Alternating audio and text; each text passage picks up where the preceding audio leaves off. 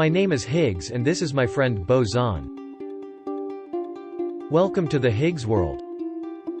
Thanks for the introduction, Higgs.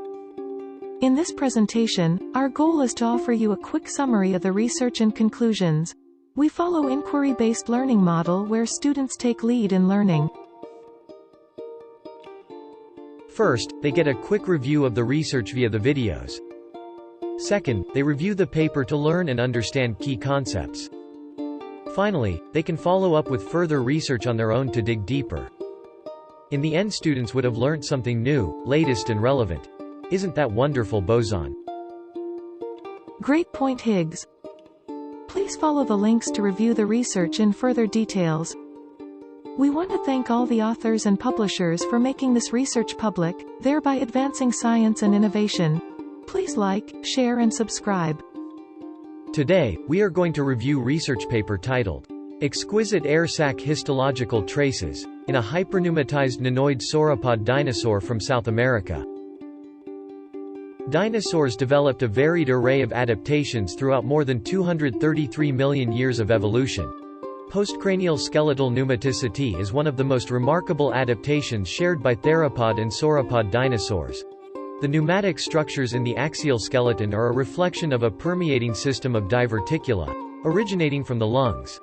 This study reports the occurrence of pneumostium, which is osteohistological structure related to an avian-like air sac system, in a nanoid, 5.7 meters long saltosaurid titanosaur, from Upper Cretaceous Brazil. That's great, Higgs. The researcher sampled a posterior dorsal vertebra of an adult individual of a saltosaurid titanosaur, from the Upper Cretaceous São José do Rio Preto Formation, southeast Brazil. Computer tomography and histology were conducted throughout the neural arch and vertebral centrum. The camelid pattern found in the vertebral centrum of this taxon and other titanosaurs shows distinct architectures. Yes, that is so intriguing, Boson. This might indicate whether cervical or lung diverticula pneumatize different elements. A cotylar internal plate of bone tissue sustains radial camelli in a condition similar to Alamosaurus and Saltosaurus. Moreover, circumferential chambers near the caudal might be an example of convergence between diplodocoids and titanosaurs. Wow, Higgs, there is so much to learn about dinosaurs and their evolution. This is for the first time pneumatic foramina and fossae connecting camelid structures inside the neural canal in Titanosauria, and the second published case in non-avian dinosaurs, were found.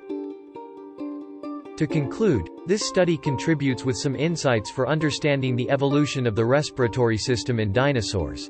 First, it proves the occurrence of pneumostium tissue to the saltosaurid titanosaur from the Upper Cretaceous southeast Brazil, along with detailed description of postcranial skeletal pneumaticity structures. Wonderful, Higgs. Second, small circumferential chambers in this taxon may indicate a convergence between diplodocoids and titanosaurs. This study documented for the first time pneumatic foramina and fossae connecting with camelid structures inside the neural canal in Titanosauria, and the second published case in non-avian dinosaurs. Wow! That is amazing, Boson. Finally, the extreme pneumaticity observed in a studied specimen which corresponds to a posterior dorsal vertebra of a saltosaurid titanosaur, contrasts with previous assumptions that postcranial skeletal pneumaticity correlates with giant sizes in dinosaurs. This study reinforces that even small-bodied sauropod clades could be hyperpneumatized.